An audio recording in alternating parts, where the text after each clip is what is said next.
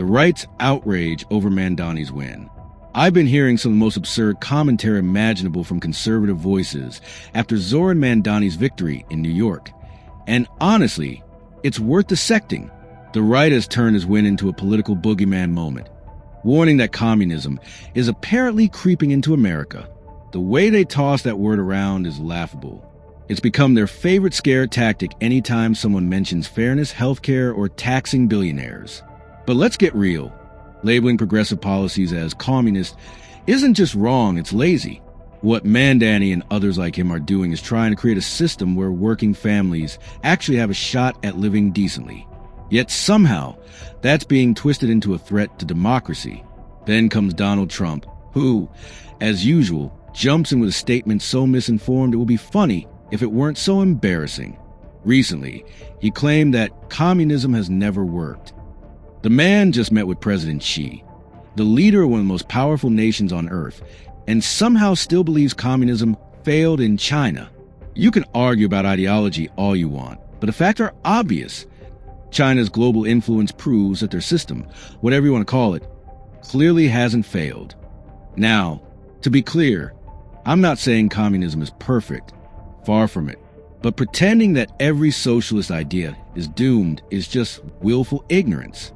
Vietnam, for instance, runs on a similar foundation and continues to thrive economically. Meanwhile, conservatives keep shouting that if we dare support universal health care or free childcare, society will collapse. It's ridiculous. Let's not forget that here in Australia, we already live with many so-called socialist policies: public health care, government-supported education, and expanding childcare. None of that makes us a communist nation. It simply means we're willing to look after our people. That's progress, not ideology. But to the far-right crowd, helping those at the bottom means promoting laziness. They'd rather believe in the fantasy that everyone can just pull themselves up by their bootstraps, even those who have no boots to begin with. It's a cruel way of seeing the world, and Mandani's message directly challenges that illusion. And that's exactly why Trump and his allies are terrified, because leaders like Mandani are proving that progress isn't the enemy of freedom. It's the cure for inequality. Trump's ignorance and the right's fear campaign. Now, let's talk about how this entire communism panic really took shape. After Mandani's win, conservative pundits and right-wing commentators jumped at the chance to stir fear. Their favorite narrative? That a so-called communist has just taken over New York. Of course, this couldn't be further from reality.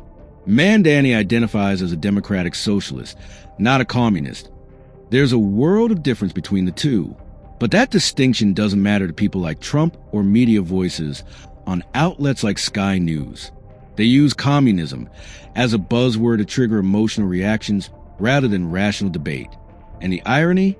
These same figures live in capitalist bubbles that depend on the very systems they publicly condemn. Trump, as usual, took things to another level. He insisted that communism has never succeeded anywhere in history, completely ignoring the fact that many nations with socialist frameworks are doing quite well.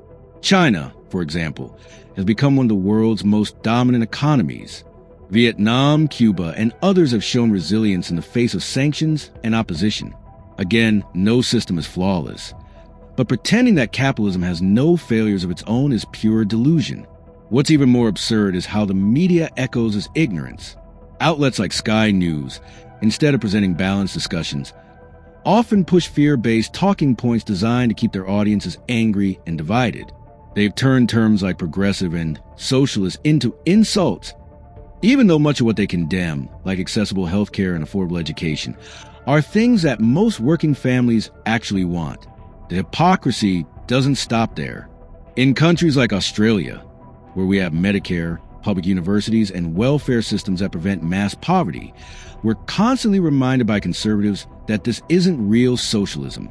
Yet, when the U.S. tries to implement anything remotely similar, the right screams that it's the end of freedom. And Trump?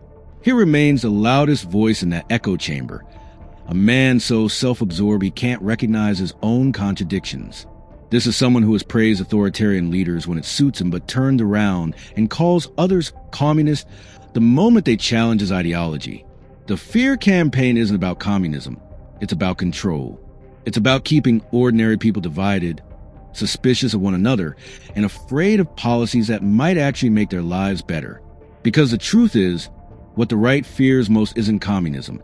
It's compassion disguised as progress. And that's exactly what's spreading across America.